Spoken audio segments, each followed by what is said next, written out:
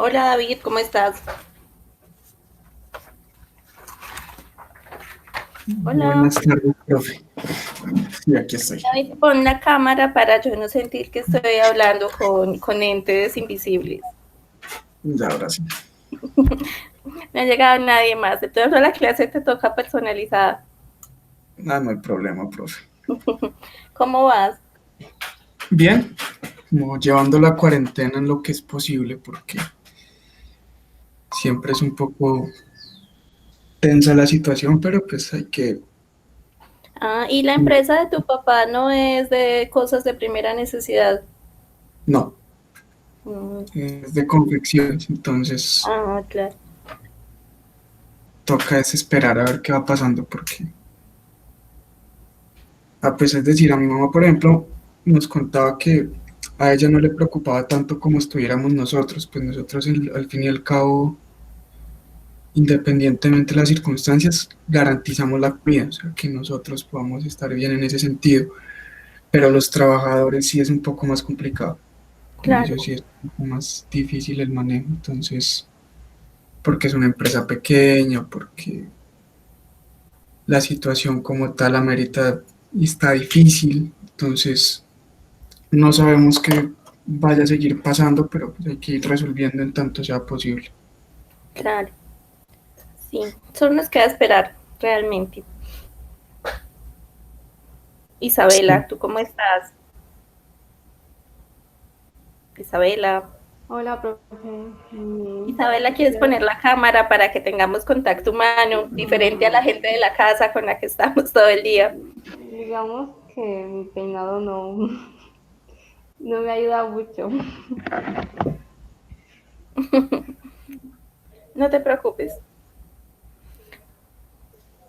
Bueno, chicos, entonces si quieren esperemos un poquito, son las 2:05. La idea es que hoy miremos qué es lo del estado de ánimo, ¿sí? Lo que se ha estudiado al respecto, y ya cuando volvamos de Semana Santa ya sí seguiríamos adentrándonos en los trastornos como tal. Hola. Ah, mira que ahí estás.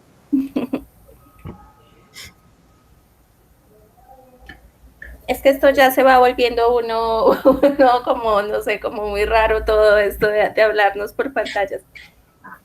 Viendo letricas ahí conectadas.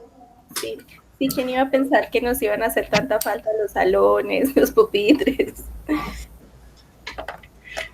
Pero pues por fortuna podemos cuanto menos ir mirando los temas, Sí, porque tampoco sabemos cómo siga la situación en la universidad.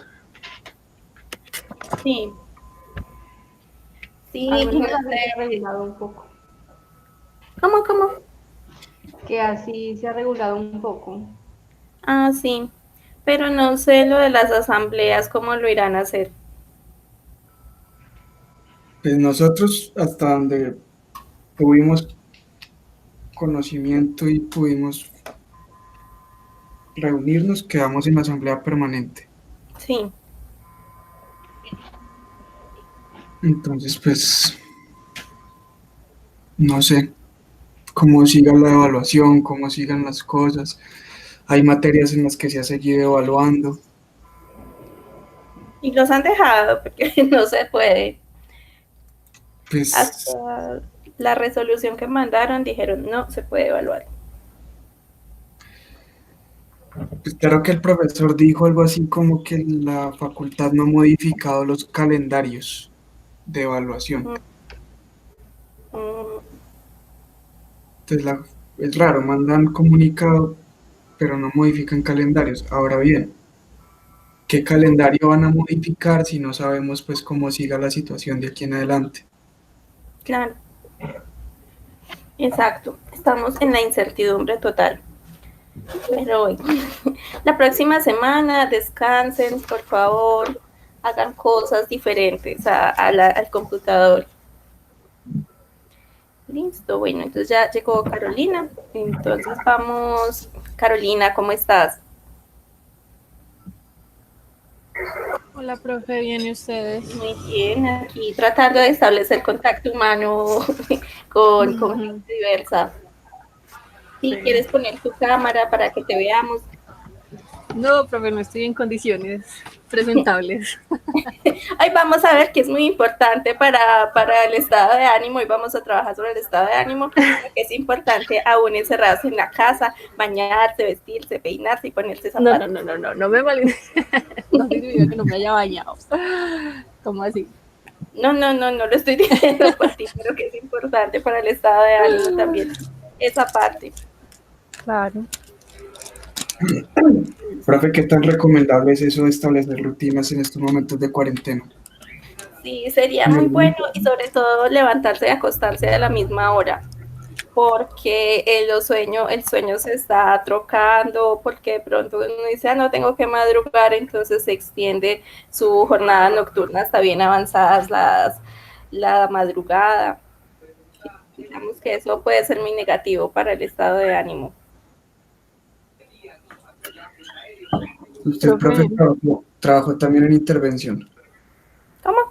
¿Usted también trabajó en intervención o Sí. se fue por la rama básica de la psicología? No, no, no, yo he trabajado en psicología social comunitaria y en psicología clínica casi toda la vida.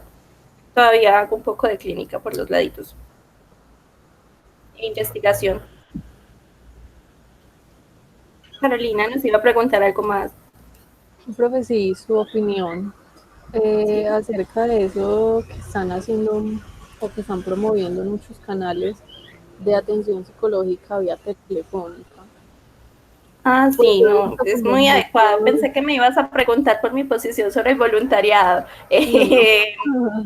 No, no, es muy necesario, pues obviamente uno se pierde una parte muy importante que tiene que ver con el lenguaje no verbal. Sí, todo Ujú. lo que uno puede observar de la persona más allá de lo que dice.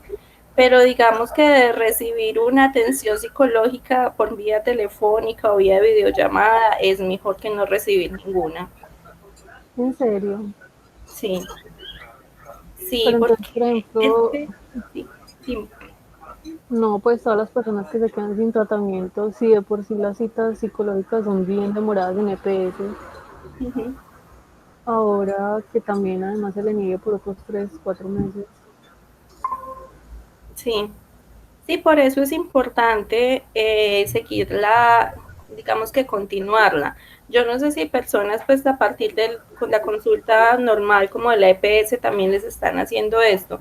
Pensé que era por la pregunta de que con la crisis se están estableciendo varias vías desde las diversas alcaldías del Valle para poder brindar intervención y No, entonces sí, acompañamiento. sí, sí, pues yo inicié un proceso de atención por EPS y las citas me las están ofreciendo por teléfono. Sí.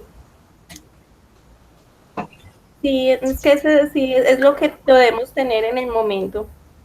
No es lo ideal, sí, eso es obvio, no es nada, yo creo que nada reemplaza la presencialidad, Claro. pero de no tenerla, a tener al menos esa posibilidad, es mejor la posibilidad. Okay. Entre otras cosas que también como hace como que uno pueda notar otro tipo de problemas, como el hecho, por ejemplo, que en términos de salud hay personas que pueden acceder por ciertos medios, hay otras que no. Es como Sí, dice, también una cuestión de privilegios económicos. Claro. Hay quienes pueden llevar la cuarentena adecuadamente porque tienen cómo llevarla y quienes no la pueden llevar porque si no trabajan un día no comen. sí. Sí, y también, pues mirar qué tan sostenible va a ser para nosotros esto de la educación a largo plazo, pues de hacer estas clases por medio de la virtualidad, porque de pronto hay algunos que se quedan sin trabajo, ya no pueden pagar el internet, ¿sí? O que los papás de pronto ya no van a tener que recortar muchos gastos y dentro de esto entraría ese del internet. Entonces, pues, sí es muy problemático a largo plazo. Esperemos que no sea tan terrible y que para, no sé, mayo ya podamos volver a una medio normalidad.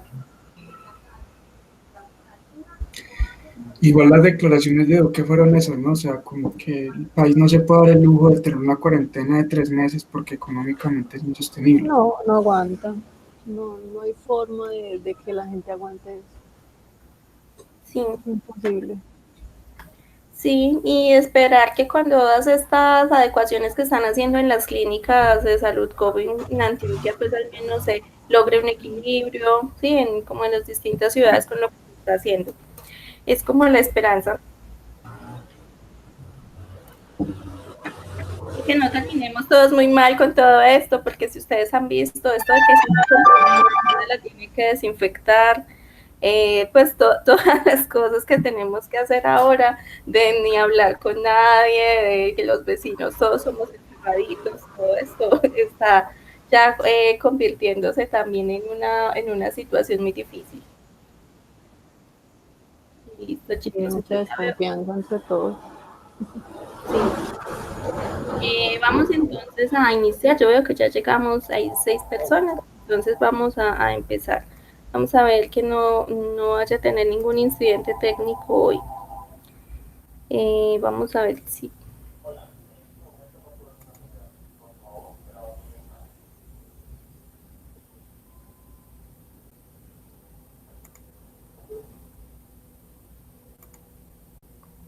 Listo, entonces voy a...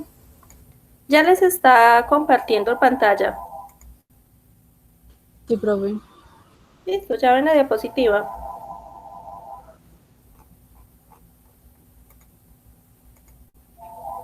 Sí.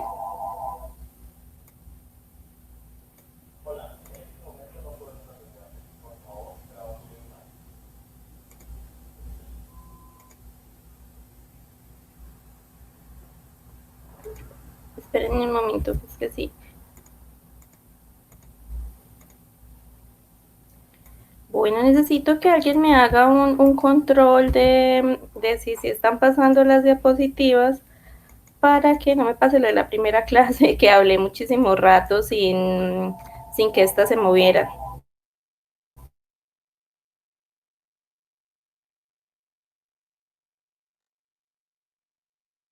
Hágale, profe, que nosotros le avisamos. Pues está en la primera, ¿cierto? No se ha movido. Ni siquiera lo ha abierto, sí.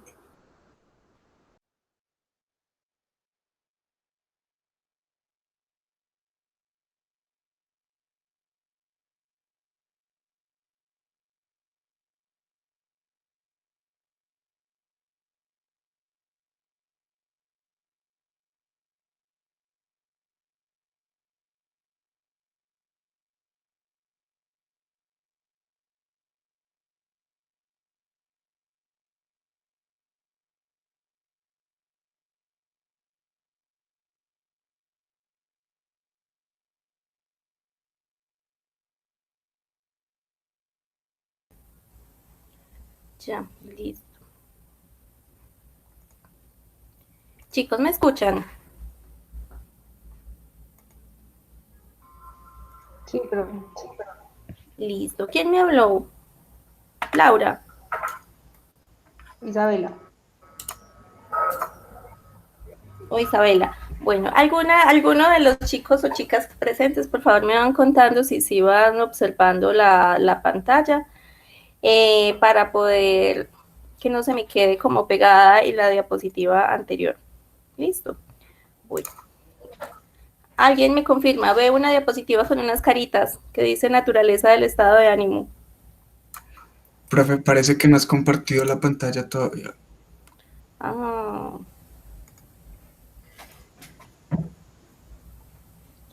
Momento, entonces.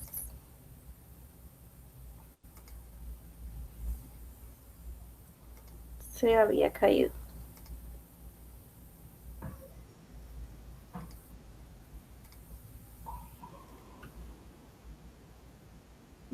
Ya sí la ven.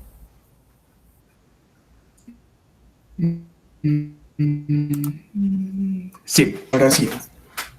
Entonces, chicos, la idea de la clase de hoy, el objetivo que tenemos es que ya vamos a empezar la segunda unidad en la cual vamos a trabajar los trastornos del estado de ánimo. ¿Sí? Estos trastornos incluyen pues los que ustedes de pronto ya conocerán, como la depresión, el trastorno afectivo bipolar, etcétera.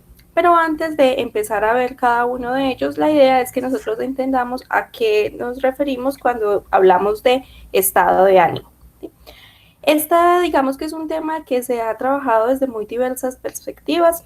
Si pudieron aproximarse al texto de René Gallardo, que era el propuesto para hoy, lo que tenemos ahí, más que un texto de investigación, es un texto pues de investigación empírica, es un texto de revisión.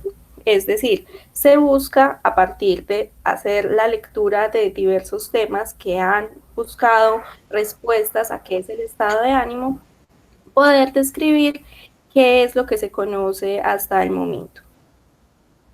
Bueno, entonces de pronto a veces por eso se puede, digamos que en el texto, ver muchísimas referencias a otros estudios de distintos autores.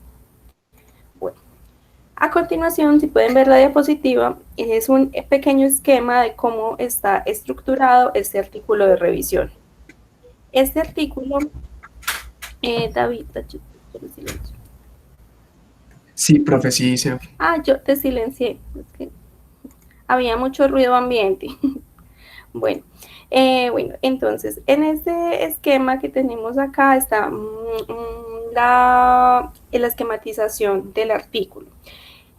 Básicamente, en los distintos apartados que ustedes pudieron observar, lo que nosotros tenemos es, por un lado, la perspectiva psicológica del estado de ánimo y por el otro, la perspectiva biológica. No es que sean, digámoslo así, elementos o perspectivas que se contraponen, sino que al contrario son complementarias. Dentro de la perspectiva psicológica, el autor entonces va a proponer que hay una diferencia, pues a partir de su revisión, estos son los hallazgos, va a proponer las diferencias que hay entre estado de ánimo y emoción, luego entre estado de ánimo y cognición, y va a proponer lo que se llama un modelo esquemático, que es a partir de diversos autores, donde, digámoslo así, han buscado a partir de Clark y Watson tratar de entender esa naturaleza de la emoción. Por otro lado, tenemos la perspectiva biológica, en donde se nos propone que hay una ciclicidad en nuestros estados de ánimo y además que hay una particularidad en cuanto a cómo nuestro cerebro va regulando eso que se llama el afecto o los estados de ánimo. Bueno, antes de empezar con esto, sí, me gustaría saber si los presentes pudieron aproximarse al texto, si también pudieron de pronto crearse algunas preguntas al respecto. Si tienen preguntas al respecto, puede ser el que lo pongamos en el chat o que lo manifestemos aquí en la cámara, por el micrófono.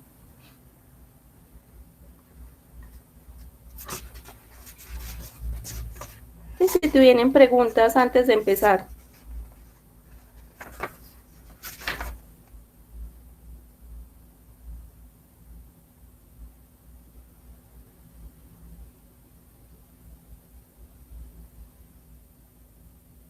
Chicos, ¿sí me escuchan?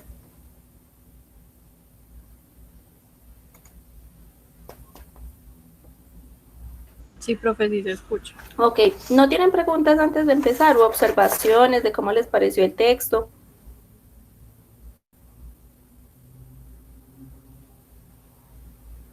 No. Ok, bueno, entonces vamos a proceder. Entonces, inicialmente vamos a abordar la perspectiva psicológica.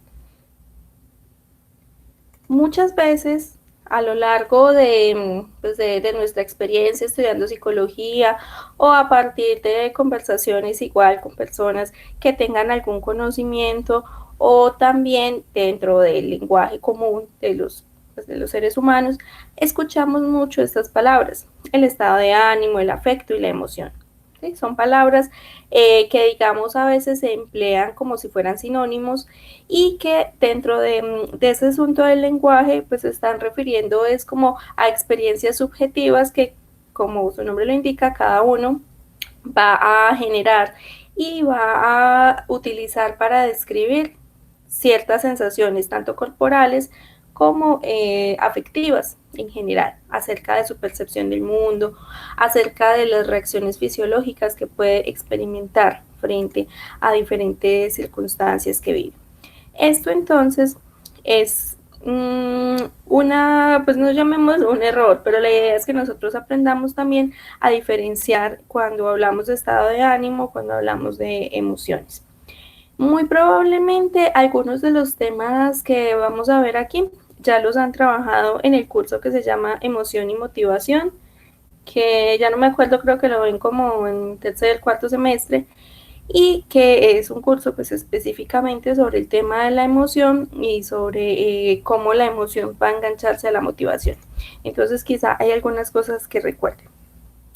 Yo hace muchos años di ese curso y finalmente lo que recuerdo de haberlo dado y a partir después de leer otro tipo de revisiones es que sobre la emoción hay tantos estudios y que finalmente nunca se termina de comprender todo completamente, sobre todo la parte neurofisiológica. Es decir, que es muy probable que nosotros el conocimiento que tengamos sobre esto vaya siendo renovado de una manera constante y en 5 años quizá cosas que teníamos ya por hecho vayan siendo precisadas, vayan siendo, digamos, descritas de una forma más detallada o incluso algunos de los temas que conocemos puedan llegar a ser cambiados o puedan llegar a ser, decirlo así, reformulados por distintas investigaciones. Entonces, pues es un campo de estudio muy emocionante y sobre todo por esa posibilidad de siempre estar en constante estudio y en constante cambio. En la diapositiva que estoy presentando se llama Diferencias tradicionales entre emociones y estado de ánimo. Nos habla justamente de esa carrera o de ese transcurso de los estudios sobre la emoción en el cual tradicionalmente las diferencias entre qué es una emoción y un estado de ánimo estaban dadas por estas 4 características. Se consideraba que frente a la duración, las emociones son breves, mientras que el estado de ánimo es un asunto de muy larga duración. También se consideraba que las emociones, respecto a algunos estudios, sobre todo los de Paul Ekman, tenían una expresión facial característica.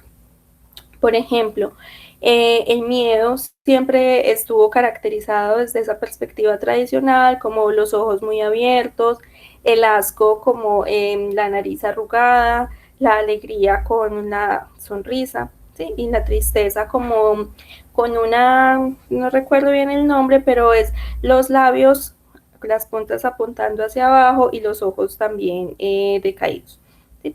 Esa era como una tradicional forma de ver la emoción, mientras que el estado de ánimo en su posibilidad de ser de más larga duración no tenía una expresión facial característica. De igual forma, se consideraba que algo muy típico de la emoción es que había algo que lo provocaba. Mientras tanto, el estado de ánimo no tenía un evento claro que lo ocasionara.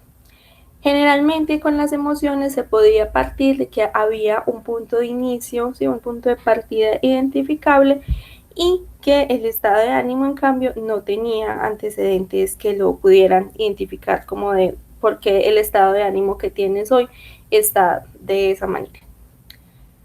Dentro de esas diferencias tradicionales, lo que vamos a ver es que no se conservan todas estas, en la actualidad no se conservan estas mismas diferencias, excepto en cuanto a la duración. Y es decir, que desde las perspectivas y estudios actuales de la emoción en contraprestación al estado de ánimo, se ha mantenido esa diferencia de que la emoción sí tiene una duración breve, mientras que el estado de ánimo, su duración es bastante larga. Es decir, si estamos hablando de emociones básicas, la sorpresa solo la experimenta durante unos pocos segundos. ¿Sí? De igual forma, la alegría también dura un tiempo, ¿sí? Determinado. Uno no es que esté alegre todo el día, sino que tiene momentos en los cuales puede experimentar. Y la tristeza, aunque también tiene una duración un poco más prolongada, se ha observado que si dura durante más tiempo, si su duración se prolonga mucho, ya no sería una tristeza normal, sino que podría llegar a ser un síntoma de otro trastorno. Entonces, esa idea de que las emociones son de una duración breve todavía persiste. Cuando no son breves es que se empieza a pensar que ya no son emociones básicas, sino que se puede estar presentando un trastorno. Entonces, como ya no hablamos de diferencias de este tipo tradicionales por la característica del tiempo, la expresión facial, la característica del estímulo y el punto de partida identificable, ahora hablamos de unas diferencias que se llaman diferencias funcionales. Es decir, se busca diferenciar emoción de estado de ánimo a partir de para qué sirve cada uno de ellos. Entonces, por un lado, lo que se ha destacado hasta el momento y lo que destaca Gallardo es que una diferencia entre emoción y estado de ánimo es que la emoción adaptativamente y dentro de nuestra evolución como especie, lo que nos ha permitido es algo muy maravilloso y es modular lo que nosotros hacemos. ¿Sí? Por ejemplo, porque a veces cuando uno dice, no, todas las emociones tienen una función adaptativa, hay personas que dicen, no, pero por ejemplo, la tristeza, ¿eso qué función adaptativa dentro de la evolución va a tener? ¿Sí? Todas ellas lo tienen. Por ejemplo, la ira, que es una emoción básica, que mucha gente desearía como no sentirla. La ira lo que ha permitido es que nosotros desarrollemos mecanismos para defendernos nosotros y para defender a los miembros de la familia, ¿sí? A los seres que apreciamos y a los seres y a los objetos o pertenencias que apreciamos. La ira, por ejemplo, es lo que permite que si nos van a hacer daño nos podamos defender. En esa medida modula la acción y se considera, si vieron que no hubieron emoción y motivación, que es como el combustible que permite hacer y llegar a la conducta. Por su lado, el estado de ánimo, más que modular la acción, a lo que se refiere es a modular la cognición. Nosotros, si lo pensamos ahora, nuevamente en el contexto actual, nuestro estado de ánimo puede fluctuar a lo largo del día, pero en general estamos en una situación en la cual podemos estar sintiendo sobre todo tensión, ansiedad y sobre todo una incertidumbre, como conversábamos al principio de la clase. Mediante ese estado en el que estamos, ¿sí? De incertidumbre, de no poder planear, organizar y tener certeza de qué va a pasar mañana, qué va a pasar dentro de un mes, qué va a pasar con el semestre, lo que vamos a tener, lo que vamos a poder sentir o experimentar es que cuando nos lleguen noticias, ¿sí? O nos llegue alguna información, el estado de ánimo en el cual nos encontramos va a filtrar esa información de una manera quizá más negativa que si no estuviéramos viviendo en estas circunstancias. Es decir, que el estado de ánimo va a estar involucrado muchísimo más en modular nuestra cognición que la emoción. La emoción va a modular la conducta y el estado de ánimo la cognición. Asimismo, se ha observado que en la medida que tengamos un estado de ánimo o alegre o triste, nuestro cerebro va a tener una posibilidad de acceder mucho más fácil a recuerdos que tengan concordancia con ese estado de ánimo. Por ejemplo, si tenemos un estado de ánimo deprimido, ¿sí? O cuando ustedes vean a un paciente tenga un estado de ánimo deprimido, uno le pregunta, trate de acordarse de algún momento en el cual no se haya sentido así. La persona va a decir, no tengo ningún recuerdo, siempre en mi vida ha sido triste, toda mi vida ha sido una tragedia. Y cuando salen de ese estado, sí pueden acceder a recuerdos en los cuales no se sentían así. Sí, entonces, y mírenlo ustedes mismos también con sus familiares en este proceso que estamos teniendo, es el hecho como del estado de ánimo, cómo va a hacer como cierta interferencia en la posibilidad de recordar.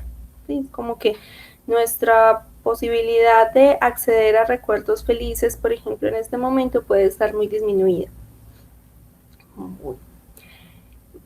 Otra diferencia en cuanto a lo funcional es la activación. La emoción tiene una activación del sistema nervioso autónomo, es decir, que es lo que tiene que ver con toda la reactividad frente a un estímulo, ¿sí? La activación emocional.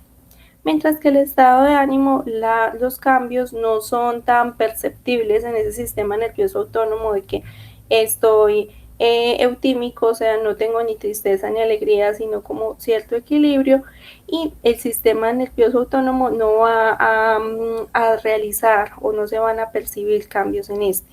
Mientras que en el estado de ánimo, el sistema nervioso central es el que va a tener algún cambio, alguna modificación. Las emociones, en cuanto a su aparición, aparecen es cuando hay perturbaciones, ¿sí? Perturbaciones que pueden hacer que se modifique en algún momento. Es decir, en este momento estoy bien, estoy tranquila, y de pronto, como me pasó en estos días, yo estoy frente a una ventana, entonces apareció una lagartija, no me gustan las lagartijas, entonces aparece y ahí experimenté miedo, ¿sí? Es decir, hay un estado de ánimo y llega una aparición de algo, un evento cualquiera, que es una perturbación para ese estado de ánimo. Es decir, las emociones no siempre están presentes, mientras que el estado de ánimo siempre está presente. Se considera como si fuera un telón de fondo. O, para que lo entendamos también, el estado de ánimo sería como un río que siempre está fluyendo en nosotros, ¿sí? Es un flujo constante. Mientras que la emoción sería como si arrojáramos una piedra o arrojáramos algo a ese río, que causa una perturbación en ese fluir constante. Listo, chicos. Preguntas hasta ahora.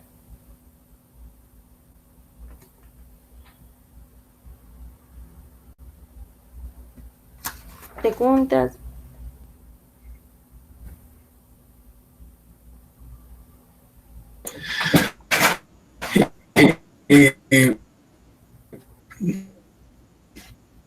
Cuando se habla de las funciones del estado de ánimo con más precisión, una de esas funciones está muy ligada al aspecto social de la emoción. Esto es, a la respuesta social que se integra con la manifestación posterior de la emoción, como de alguna forma encontrar un estado de equilibrio entre todas estas funciones biológicas, incluida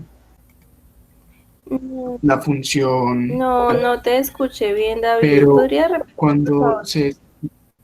Es que se oye como distorsionado.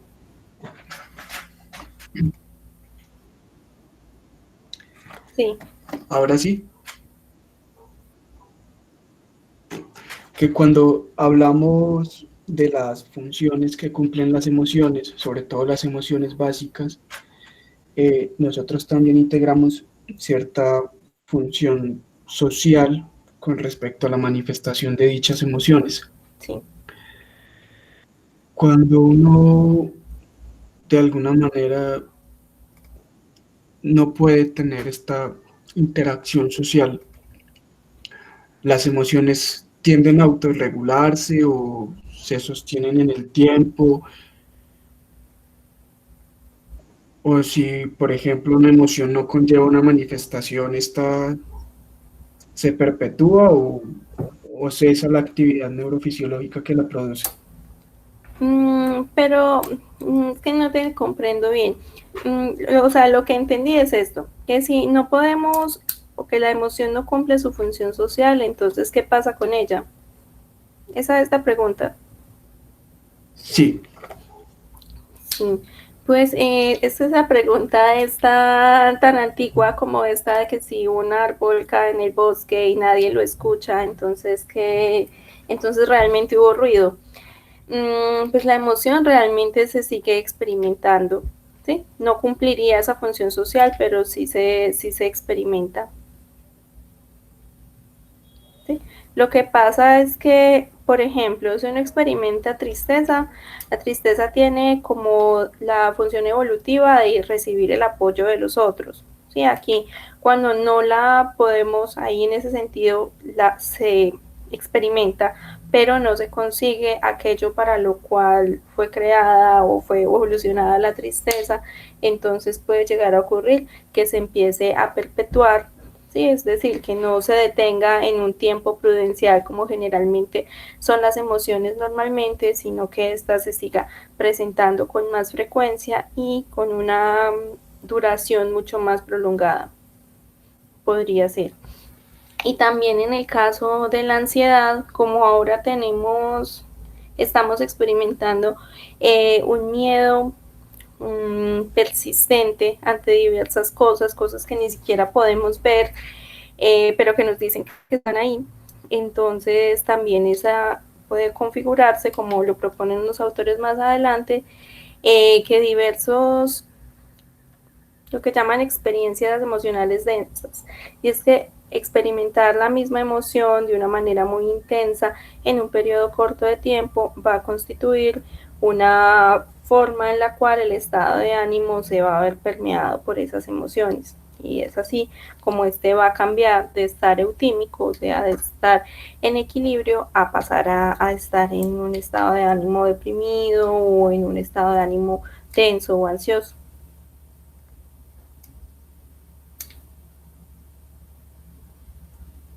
Listo, David. No sé si había entendido bien tu pregunta.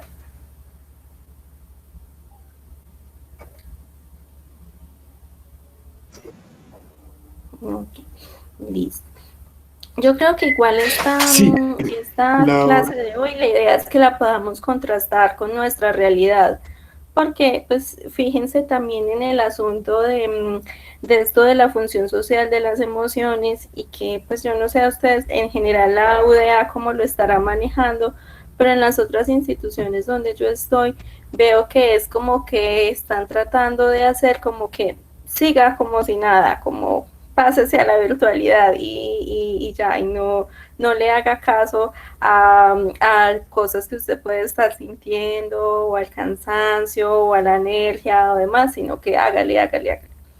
Entonces es también como para nosotros pues que estamos estudiando psicología, sí, yo me incluyo, yo siempre estoy estudiando psicología, es el asunto de esto, sí, esto emocionalmente, todo el impacto que está teniendo.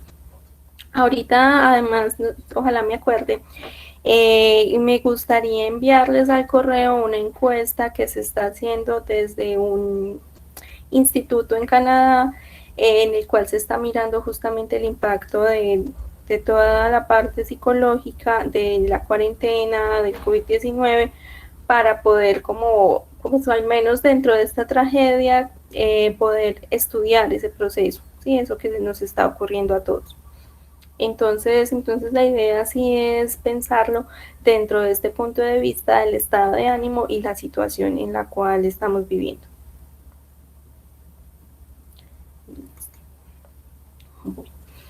También dentro de las diferencias entre emoción y estado de ánimo, hay una diferencia en cuanto a qué es lo que antecede, qué es lo que provoca la emoción.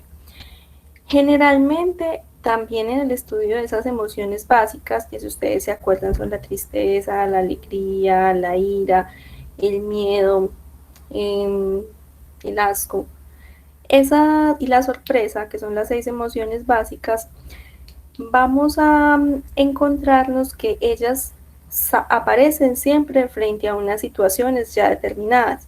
Por ejemplo, la tristeza aparece siempre frente a una pérdida. La ira aparece siempre frente a una amenaza. El miedo aparece siempre frente a una posibilidad de daño físico o psicológico. Son algo que ya está establecido y que se ha comprobado que independientemente de la cultura, siempre van a ser provocados por esos estímulos. Mientras tanto, el estado de ánimo no son, por llamarlo así, no son elementos tan concretos. ¿sí? No es el león que está persiguiéndome en la sabana para matarme, no es el ladrón, no es una cosa, ¿sí?, que aparezca así repentinamente, sino eventos que se perciben y que van a ser, por llamarlo así, que van a ocurrir en un periodo más largo en el tiempo. Por ejemplo, la situación actual. Por ejemplo, hoy, pues no sé ustedes en dónde están, pero el clima hoy ha parecido un poco más frío que otros días, ha habido menos sol, ¿sí? Entonces, estos días, por ejemplo, en los cuales pues, se suman el estar en cuarentena, el tener la amenaza del contagio, la crisis económica y el clima, si esto se sumaría para, o más que sumarlo, puede potencializar el tener que hoy podamos tener un estado de ánimo más bajito que otros días. O digámoslo así, una serie de elementos en los cuales van a confluir y a contribuir para conformar el estado de ánimo, diferente a una emoción en la cual se puede identificar claramente qué es lo que está pasando, ¿sí? Como claramente qué es lo que va a provocar la emoción. Por ejemplo, ¿qué se me ocurre? No sé, algún ejemplo de alguna emoción.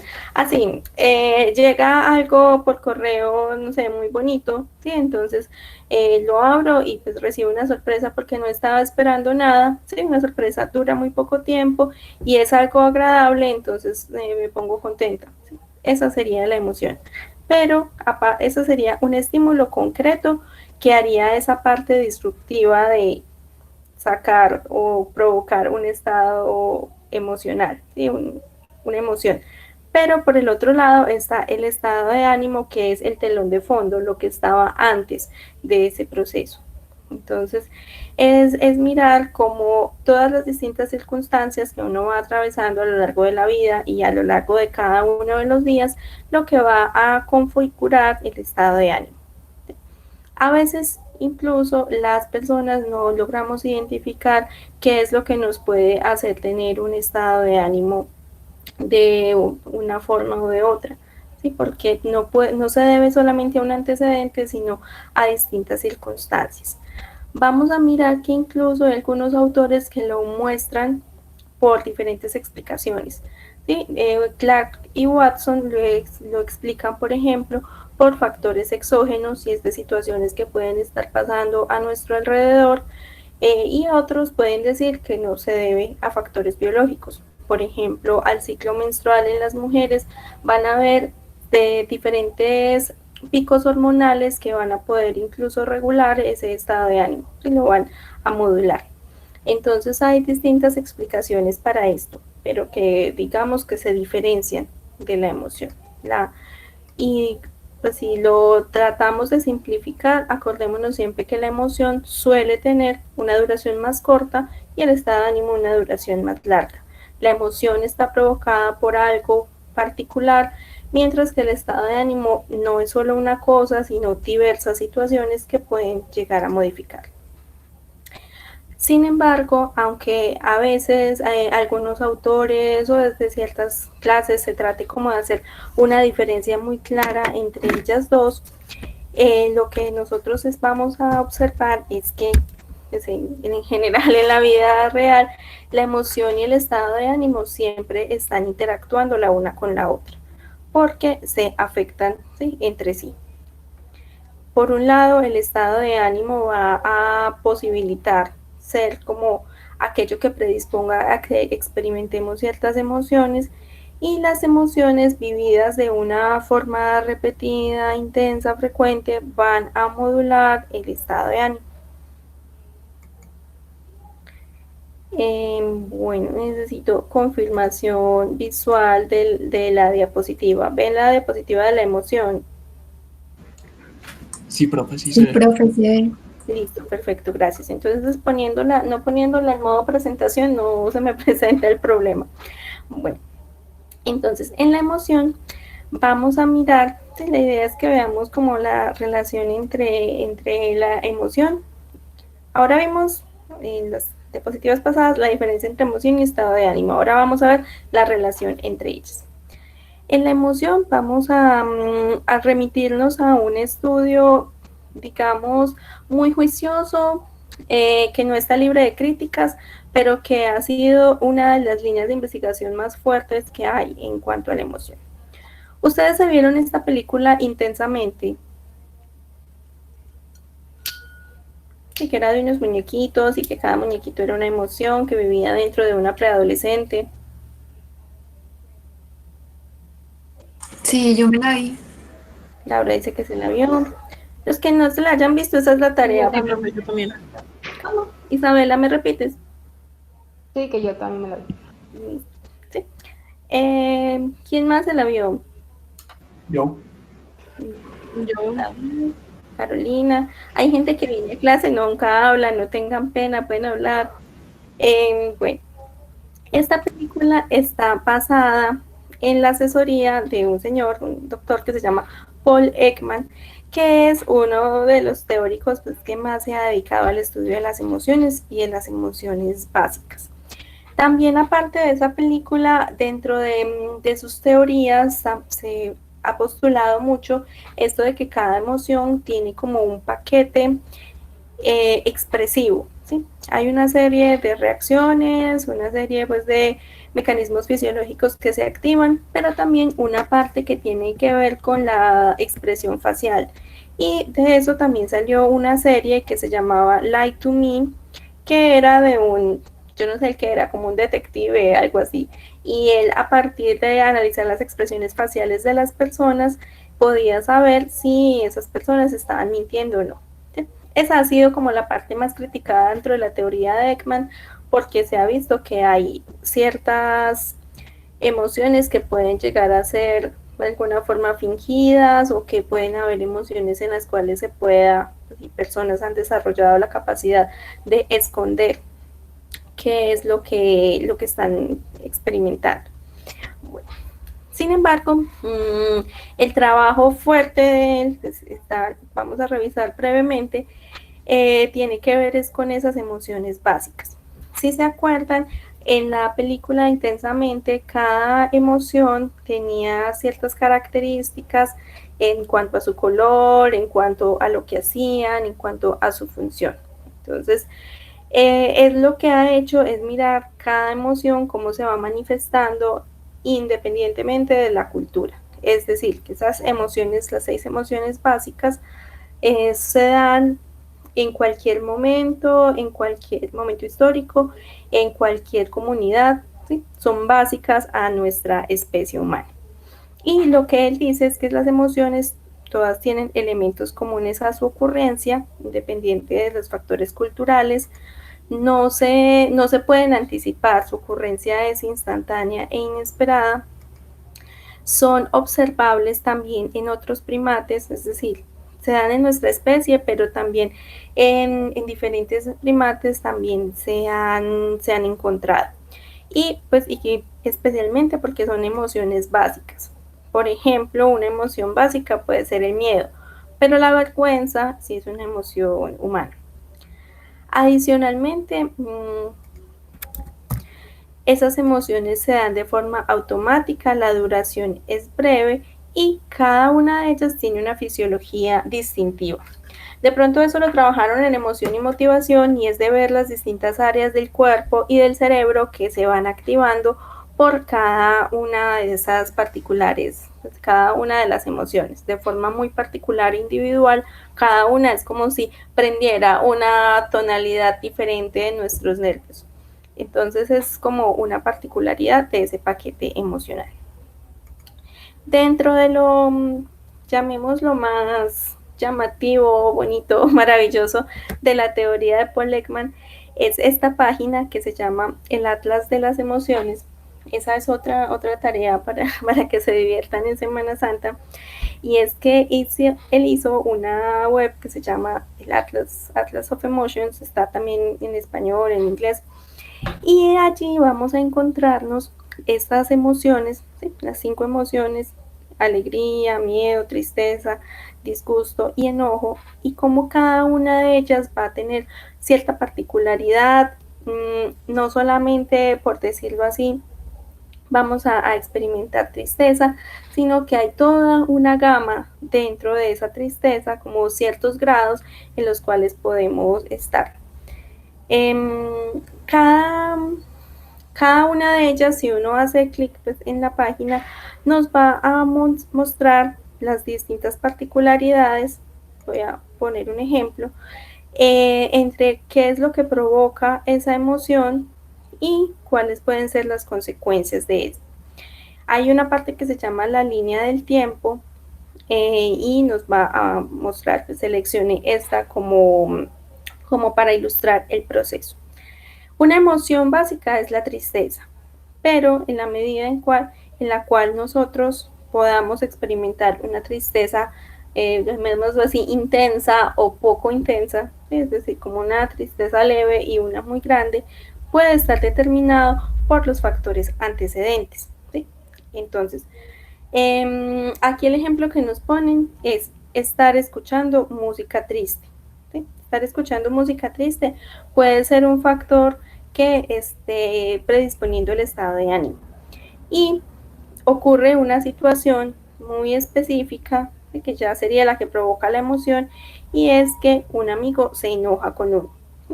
Aquí aparecería la parte cognitiva, que también pues, se ha discutido si la parte cognitiva va antes o después de la emoción. Esta situación lo que hace es que experimentemos una reacción fisiológica y es como un vacío o una debilidad que está siendo característico de esa emoción de la tristeza. No es que esté antes ni después, sino que es parte de esa emoción. Y esa conjunción de la que uno pensó sobre la situación, la emoción que ese pensamiento y esa emoción elicitaron, van a ser una consecuencia y en este caso sentirse avergonzado. Esta página tiene la posibilidad entonces no solamente de ver cómo cada una de esas 5 emociones básicas, y aquí no está la sorpresa, él no la considera como una emoción básica, va a permitirnos entonces hacer la observación de los distintos grados, de las distintas consecuencias y desenlaces que van a tener cada emoción. Y aquí hay un botoncito que se llama añade conciencia y es, pues entre menos conciencia se tenga, solamente se ve la emoción. Entre más se aumente a partir de este botón, es que se va pudiendo verificar y se va pudiendo ampliar el panorama del papel emocional dentro de las diferentes circunstancias de la vida. Aquí, por ejemplo, en este gráfico que les estoy mostrando, es la emoción que se llama disgusto, que también pues, la podemos conocer como asco, y como esta entre menos intensa, si el gráfico va de menos intensa a más intensa, lo que nos va a mostrar es que no solamente, digamos, es una sola palabra la que va a resumir toda la intensidad de la emoción, sino que hay distintos grados y que incluyendo dentro de las formas semánticas en la cual nos referimos a ella, vamos a encontrar que hay una variabilidad en la intensidad de esas emociones. Entonces, por ejemplo, en disgusto tenemos descontento, aversión, desagrado, repugnancia. Y si nos fijamos nosotros como en nuestro lenguaje cotidiano, vamos a ver como que también nosotros tenemos grados que experimentamos y que expresamos a partir del lenguaje. Podemos decir, por ejemplo, no me gustan las verduras, o casi no como verduras, a decir odio muchísimo las verduras. Sí, es también como las diferentes posibilidades y grados que tenemos. Bueno, entonces ahí les queda el link para que se diviertan en la página. Acuérdense si les gusta más ponerla en español para que puedan experimentar con las distintas emociones, mirar la línea del tiempo, la estrategia, llamémoslo así, los desenlaces que puede tener. Y lo más bonito que podemos de pronto ver es el botón de estrategias, porque a partir de ahí se propone cómo modular esas emociones. ¿Preguntas hasta acá?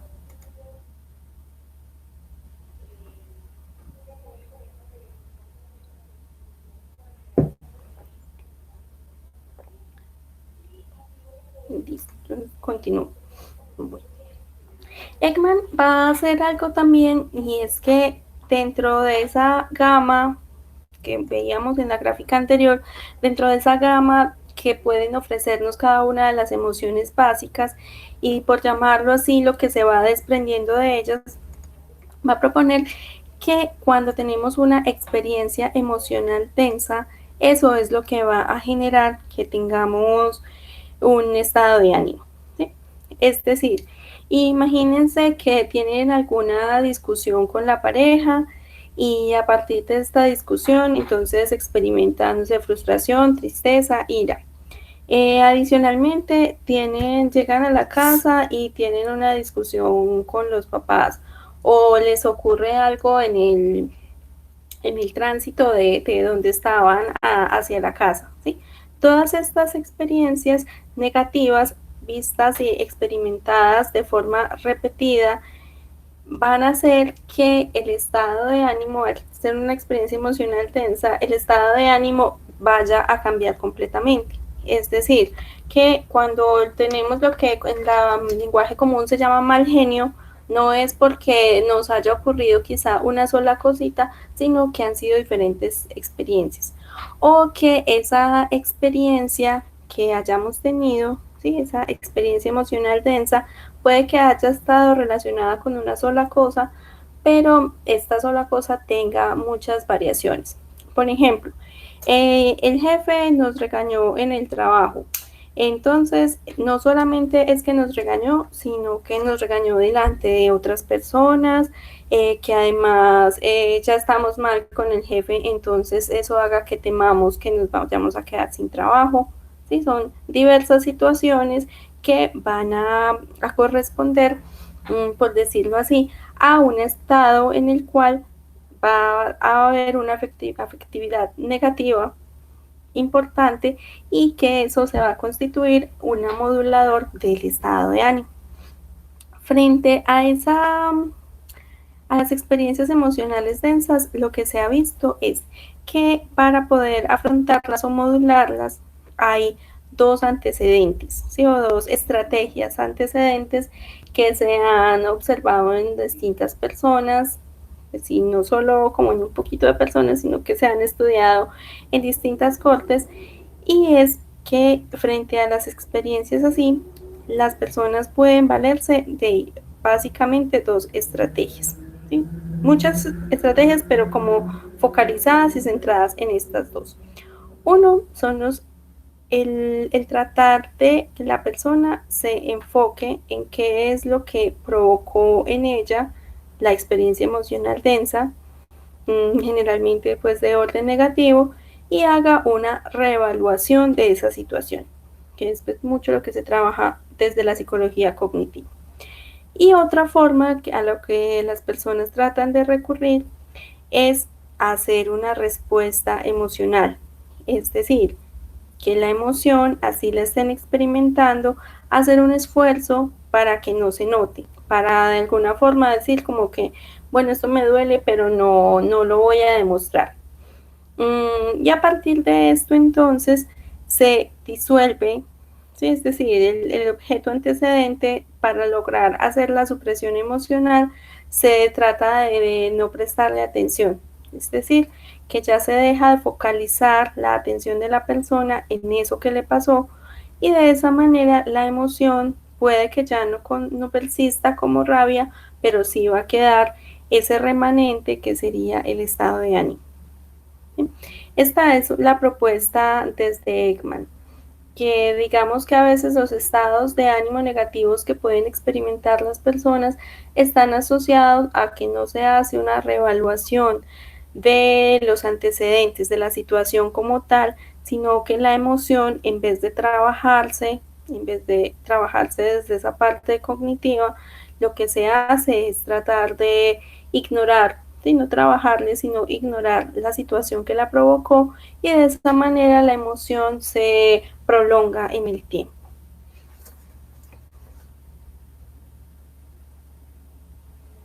Listo, chicos. Entonces sí, yo creo que en este punto también hay que cuestionarnos frente a la situación actual, que quizá esto se relacione mucho, y es lo que ahorita les comentaba, que quizás se nos está pidiendo mucho, es como que concéntrese en no pararle tanto, no ponerle tanta atención a la situación, a las noticias, al peligro, a la incertidumbre, sino que siga trabajando. Y por eso quizá nos estamos sintiendo más cansados, con un estado de ánimo más bajito, para poder afrontar las situaciones que estamos viviendo en la actualidad desde la parte instrumental. Por ejemplo, a ustedes no les están haciendo casi exámenes, pero por ejemplo en otras instituciones que se ha seguido con el calendario normal de, vean, no, usted tiene que seguir respondiendo a los parciales, entregando los trabajos que tenga hasta el momento, sí, tiene que seguir. Entonces es esa perspectiva desde cuándo o cómo se puede mejorar también ese entendimiento de la situación actual.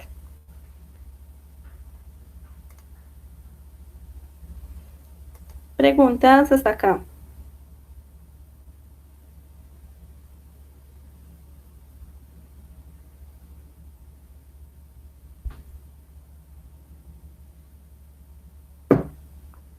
Profe, Carolina. Cuando se habla pues ahí de la situación actual, entiendo yo que lo que nos quiere decir es que sería importante hacer esa reevaluación o pues como sentarnos a pensar sobre lo que está pasando en este momento, cómo nos está afectando, etcétera, ¿cierto? Sí. Pero pues el exceso de información y de hecho pues no sé si a los demás también les pasa, uno entra a redes sociales o prende el televisor y todo lo que se habla es acerca de eso. No es como precisamente un exceso ya del mismo tema, de la misma situación, lo que puede provocar también estrés en la gente. Sí, pero reevaluación no quiere decir llenarse de más información, ¿sí? Es, por ejemplo, algo que leía esta semana al respecto de por qué nos sentimos tan mal. Es porque finalmente la situación de la cuarentena, la situación del riesgo de contagio, lo que nos está dando es tristeza, ¿sí? Y que a veces eso no se está viendo así, sino como que, o sea, no se le está valorando esa parte emocional. Nos está dando tristeza, y entonces si es tristeza, ¿por qué hay? ¿Por qué se da? Generalmente la tristeza, no generalmente, universalmente la tristeza se da porque hay una pérdida. ¿Qué es lo que estamos perdiendo? ¿Sí? Por ejemplo, en el caso de ustedes, puede ser muy concreta. En el caso de ustedes era la esperanza de por fin terminar el 2019-2. ¿Sí? Esa, por ejemplo, es una pérdida importante, no solo por el hecho concreto del semestre, sino por todo lo que, digamos, implica. Cuando uno empieza la universidad, uno lo que quiere es estudiar regularmente, continuar avanzando para eventualmente poder conseguir un título, conseguir un trabajo, hacer lo que a uno le gusta, que le paguen por hacer lo que a uno le gusta. ¿Sí me comprenden? Entonces, el que nos ocurra esto y que nos digan, ah, bueno, sí, continúe con las clases, pero no se puede evaluar y qué va a pasar no sabemos, eso implica una pérdida, ¿sí? Y la pérdida va a generar tristeza. Entonces, si no nos damos el tiempo y la, sí, la dedicación, el espacio para sentir esa tristeza, entonces, ¿qué va a pasar con ella? ¿Sí? Lo que propone este autor es que la tristeza no es que se vaya a ir, sino que se va a convertir en ese estado de ánimo, y digamos que se va a manifestar en la energía, la dinamia, cosas que de pronto ustedes pueden estar experimentando, como que a veces es más difícil levantarse, más difícil hacer las cosas, ponerse a leer, ver la clase, todas esas actividades que nos están exigiendo que sigamos haciendo. pues, que se nos exige desde el sistema educativo. Profe, ¿nosotros cuántos somos en el curso? 14. Ah, ok, es que quería saber cuántos, pues como nos conectamos tan poquitos, quería saber cuántos están faltando y eso. Sí, sí, porque hay una persona que sí me escribió que hoy no podía y no sé por qué. Hoy vi que habían apenas 9 personas. No sé cuántos hay en este momento. Laura, ¿cuántos hay en este momento? Profe, hay 9. Sí. Entonces, sí, pero bueno, no sé por qué la pregunta. Y Carolina, no sé, frente a lo que me preguntaba, sí, como que quedó claro por qué lo mencionaba. Sí, que no es sobrecargarse de información. Sí, profe. Gracias.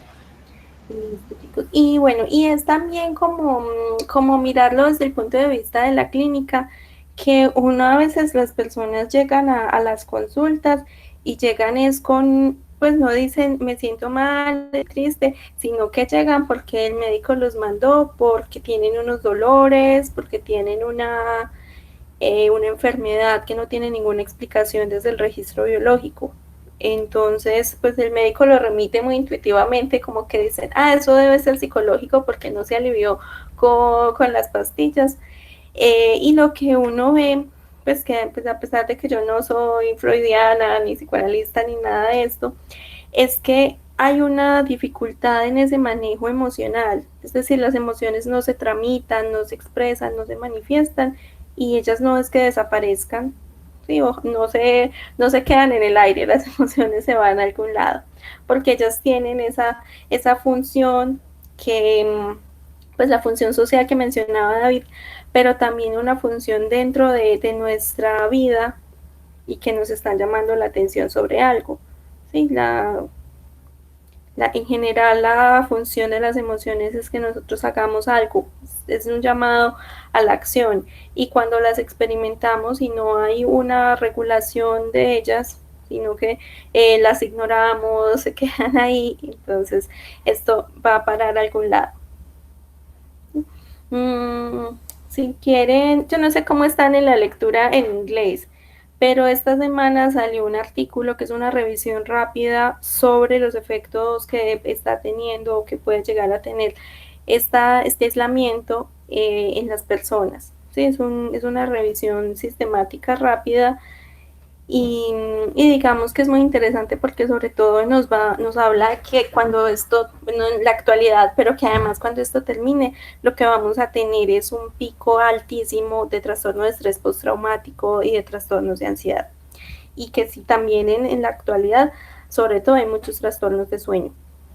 Entonces, pues para que de pronto si les interesa, se los voy a colgar ahí en el Classroom para que lo puedan mirar si les gusta el tema. Más que para llenarnos de información sobre el virus, es sobre conocer los efectos psicológicos. Sí, porque ojalá uno, si fuera como ser estudiante o psicólogo, pudiera como tener inmunidad frente a esos procesos, pero no. Sí, es la misma situación en la cual estamos todos. Bueno, entonces, la propuesta dentro de, llamémoslo, de la revisión que hace Gallardo, digamos como de las más destacables, es la que utiliza el estado de ánimo como un telón de fondo emocional. Es decir, que en este momento, si nuestro estado de ánimo está tenso, está con tendencia a la ansiedad, entonces nosotros vamos a estar más predispuestos a experimentar cierto tipo de emociones y menos predispuestos a experimentar otras. Por ejemplo, en este momento tenemos poca predisposición a experimentar alegría o gozo. ¿Sí? Pues en general, hablo en general porque pues habrán personas que estén afrontando esto mucho mejor que yo. Entonces, es por decirlo así, si las chicas sobre todo, pues no sé, si los chicos también, pero para uno maquillarse se pone primero algo que se llama primer, ¿sí? O como antes de ponerse base y demás, hay como una sustancia en la cual se aplica antes para lo que llaman los cosmetólogos quitar las imperfecciones de la piel. Y también se hace cuando se va a pintar una pared, es como aplicar una especie de base. Esto en psicología se llama priming. Es igual, la palabra es muy similar al de primer, el maquillaje. Y lo que nos dice es que el estado de ánimo que nosotros tengamos va a predisponer la intensidad y la probabilidad de que nosotros experimentemos ciertas emociones, sobre todo las emociones que son concordantes con el estado de ánimo actual. Es así como si estamos contentos y nos dan una noticia buena, lo vamos a valorar y vamos a experimentar mucho más placer a cuando estamos tristes, pues en un estado de ánimo triste y nos dan una noticia buena. ¿Sí? Si nos dieran una noticia mala, ahí sí la acogeríamos y haríamos más expresión emocional de ella. Sí, es decir, entre más concuerde el estado de ánimo con la situación que nos traiga una emoción, va a haber más concordancia entre ellas y se va a experimentar la emoción más intensamente. Y cuando son discordantes, o sea, el estado de ánimo es discordante con la emoción que se presenta, no va a haber tanta intensidad emocional. Y de todas maneras esto lo va a permear. Si por ejemplo, si en este momento pudiéramos hacer evaluaciones y ustedes están recibiendo un examen que ganaron con una nota muy alta, entonces quizá algunos a partir de su estado de ánimo triste o ansioso digan, ah, no, pero es que eso estaba muy fácil, ah, no, pero eso no cuenta, ah, eso no vale la pena. Sí, es como el asunto. Y también algo que se ve en las personas que estén pasando por un episodio depresivo es que a veces uno trata como de presentarle hechos de su vida en los cuales no estuvieron deprimidos o que son positivos y la persona los desprecia, dice, sí, como una distorsión en la información, dice como, no, eso lo logra cualquiera, no, eso que yo he tenido ha sido pura suerte.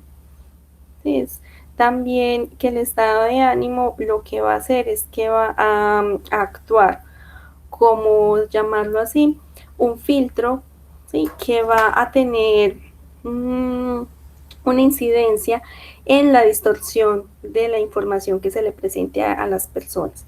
Una distorsión tanto en lo que la persona pueda recuperar como en lo que pueda procesar de la actualidad. ¿Sí? Es decir, frente a sus recuerdos, pues en la diapositiva ahí lo menciona, en los juicios que haga de la actualidad y en la información que vaya a poder recuperar de su vida. Traten, si quieren, de hacer el ejercicio en estos días con ustedes mismos o con alguien que convivan, de tratar de acordarse de cosas o de momentos más agradables, más felices, y van a ver que para las personas suele ser más complicado en estos momentos acordarse de eso. De igual forma, y llamémoslo como lamentablemente, también el estado de ánimo va a influir mucho en cómo organizamos nuestros recuerdos.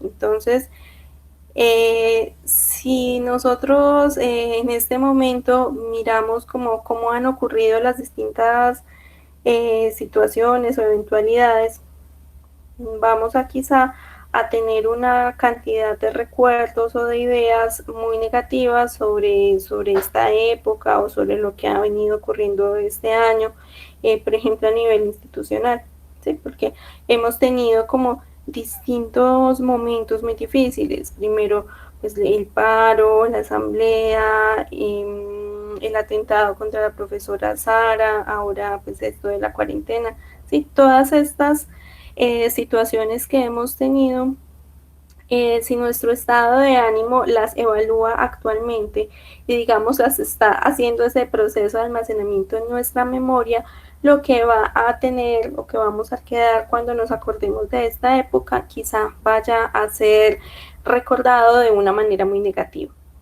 ¿sí? De una manera como que experimentemos afectos negativos cuando nos acordemos de esto que está ocurriendo hoy.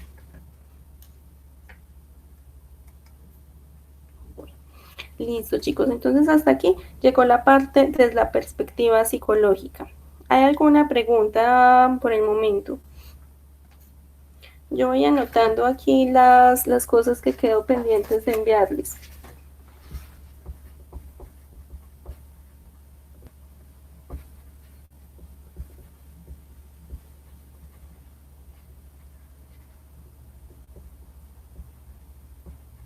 ¿No hay preguntas?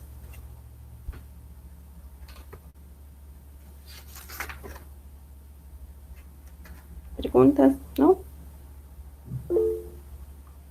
Sí, yo envío las diapositivas, las estoy subiendo al Drive, pero no he terminado ya. Ya terminé la perspectiva psicológica, así que la perspectiva biológica. Bueno, en las diapositivas igual les estoy poniendo en algunas una partecita abajo en las notas de algún ejemplo o alguna precisión para que de pronto sea más fácil su estudio y comprensión. Todavía no sabemos nada de exámenes ni de actividades evaluativas, entonces yo por lo menos hasta que la facultad no dé algún lineamiento no voy a hacer actividades evaluativas. ¿Sí? Bueno, voy a continuar entonces con la perspectiva biológica. Yo aquí creo que, no sé si ya todos vieron emoción y motivación. ¿Alguien me puede confirmar? Yo ya la vi. Entonces, sí, en el semestre que ustedes están, pues si han seguido como el orden de los semestres regularmente, se acordarán, pues ya la deben haber visto. Cuando veían emoción y motivación, muy probablemente se acuerdan de esa propuesta de un biólogo que se llama Ledoux, que no lo encuentro aquí, pues, Ledoux, en el cual se habla de que nosotros para procesar los distintos elementos en los cuales nos desenvolvemos en la naturaleza, nuestro sistema cuenta con una vía corta que es activada a partir de, digamos, el encuentro con alguna situación, ¿sí? Que va directamente de los ojos al tálamo visual y a la amígdala, que sería la vía rápida, y hay otra vía larga en la cual primero, antes de reaccionar, va a nuestra corteza frontal y a partir de allí vamos a poder tener un procesamiento más controlado. La vía corta es la vía, por llamarlo así, de sobrevivir. Es la de tienes que reaccionar ya para poder sobrevivir. Esta vía lo que nos va a permitir es tener no un razonamiento, sino una reacción instantánea frente a, por ejemplo, algún peligro. En el dibujito que les puse en la diapositiva, pues el ejemplo más clásico es que si uno va caminando por un camino, por el bosque, por el monte, y se encuentra con un peligro, como por ejemplo una serpiente, no se puede quedar ahí pensando como, ¿y qué hago? ¿Esta serpiente me va a picar o no? Sino que se necesita una reacción instantánea y que sea una reacción generalmente de retirada de ese objeto potencialmente peligroso. Aquí, pues lo que se ha visto es que lo que se activan son las emociones básicas, produce generalmente una conducta motora, en el caso del miedo como de alejamiento, y hace un efecto también en la parte fisiológica de incrementar el ritmo cardíaco. Es, como les digo, más antiguo. Cuando de pronto en emoción y motivación vieron cómo estaba constituido el cerebro, o también en neuro, de pronto vieron que seguramente lo vieron, pero que se acuerden que el cerebro está constituido como en 3 capas. Yo justo tengo un cerebro aquí, nunca lo había podido usar.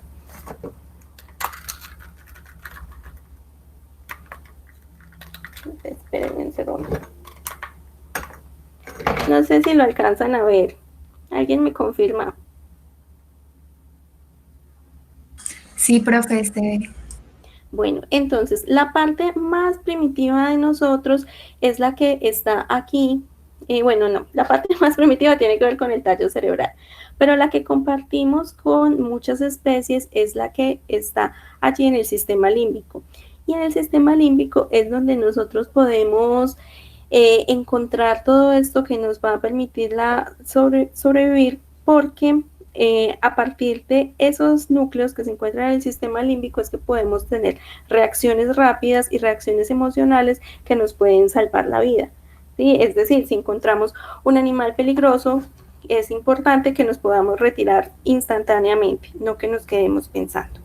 El problema es que muchas veces nosotros no nos quedamos, ¿cómo llamarlo? Como no podemos tener reacciones rápidas para todo. ¿Sí? Es por eso que no solamente y afortunadamente contamos con emociones básicas, sino que contamos con emociones secundarias, para bien y para mal. ¿Sí? Las emociones secundarias están, por llamarlo así, asociadas a un procesamiento más largo, que se llama la vía larga o segunda ruta, y es en donde ya el procesamiento lo hacemos es por aquí en el neocórtex. Es en donde está eso que sí nos hace específicamente humanos, en donde está la cultura, los modales, toda esa capacidad que podamos tener nosotros para hacer reevaluaciones de las situaciones. Entonces ahí sí es que la emoción ya nos va a dar una señal, pero paralelamente a esa señal rápida vamos a estar haciendo otro procesamiento que nos va a permitir decidir si la serpiente que nos encontramos, pues inicialmente nos retiramos, pero luego vemos que no se trata de una serpiente peligrosa o que no se trata de una serpiente, sino de un juguete. Por ejemplo, si yo les muestro esto, ¿sí? Probablemente si uno lo ve de noche y en una situación en la cual no esté preparado para verlo, ¿sí? Probablemente digan, ay, sí, es una araña. Pero hay otra parte de nuestro cerebro que va a hacer el procesamiento como, bueno, no es una araña, es un juguete, no tienes que temer. Entonces ahí es cuando podemos llamarlo así como hacer la reevaluación. Este procesamiento que afortunadamente existe es en donde vamos a poder experimentar ya más posibilidad de intervención, ¿sí? Y más posibilidad de hacer reevaluaciones. Entonces, por eso se considera tan importante trabajar a partir de este.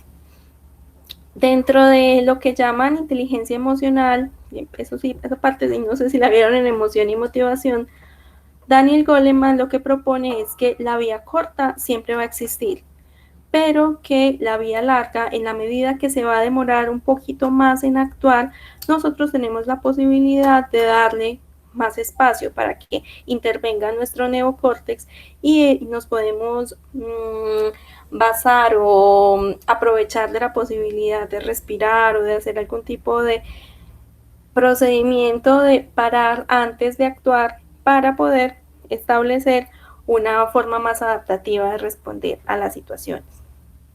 Entonces ahí es como vemos que las emociones primarias o emociones básicas van a darse por la vía corta o vía rápida, pero vamos a tener la posibilidad también de tener una vía larga o segunda ruta, y es en esta donde nos enfocamos. La primera quizá nunca vayamos a tener posibilidad de controlarla, pero en la segunda es donde sí hay posibilidad de intervención, porque cuando hablamos ya del neocórtex es que podemos acceder a los recuerdos, a la conciencia y a una forma más adaptativa de dar respuesta.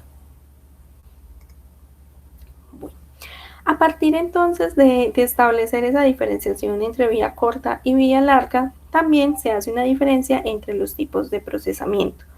Entonces, la vía corta nos habla de un procesamiento automático y la larga de un procesamiento controlado.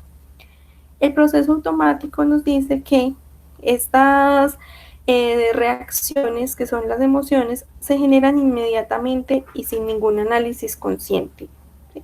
Es decir, va, así como su nombre lo indica, a toda, va súper rápido y no vamos a poder hacer una evaluación así pormenorizada y detallada, sino que solamente valoramos las situaciones positiva o negativamente.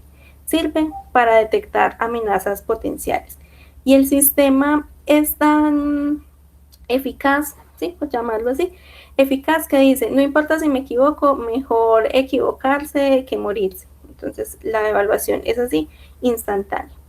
Mientras tanto, el proceso controlado sí implica esa activación de redes semánticas. Implica que nosotros vayamos a nuestra memoria y a las experiencias que ya hemos organizado, etiquetado, en nuestra, pues, no conscientemente, pero que nuestra memoria ha almacenado de las experiencias previas y ya nos pueda dar una respuesta. Miremos esta diapositiva. Aquí se nos presenta lo que se llama un test de Stroop. Este test lo que nos muestra, o si ustedes tratan de hacerlo, es que por un lado van a sentir quizá una interferencia en su pensamiento.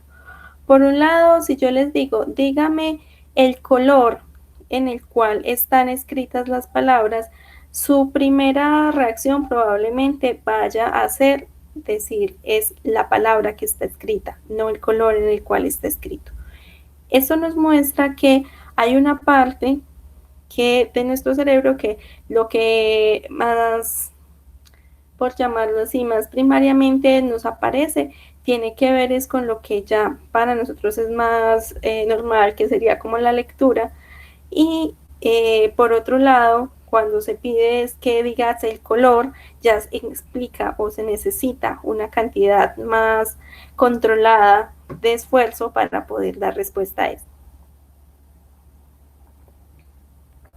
¿Sí? Entonces aquí esto nos muestra como un ejemplo de ese procesamiento automático y procesamiento controlado. ¿Preguntas hasta acá?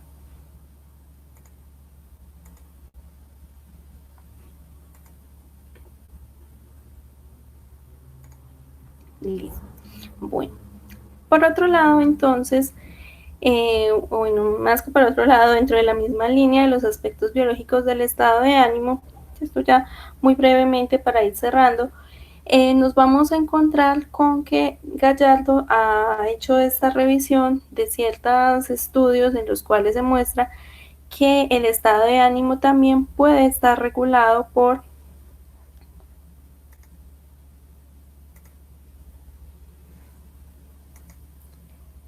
permítanme un segundo que hay una pregunta y no la veo. Desde la perspectiva psicológica, el conjunto de un estado de ánimo.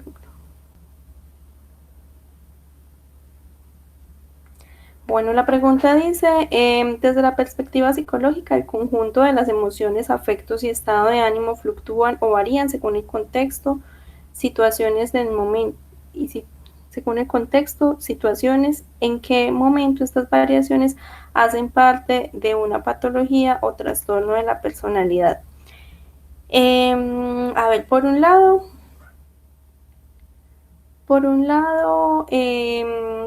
está el asunto de la duración, ¿sí? Cuando hablamos de una patología, estamos hablando de una duración en el cual las emociones se vayan a presentar de una forma muy persistente, en la cual no vaya a haber una relación necesariamente causal frente a las situaciones que puedan dar lugar a esas emociones. También frente al malestar que estas causen para la funcionalidad del individuo. Sí, en general una emoción no nos tendría que causar problemas de funcionalidad.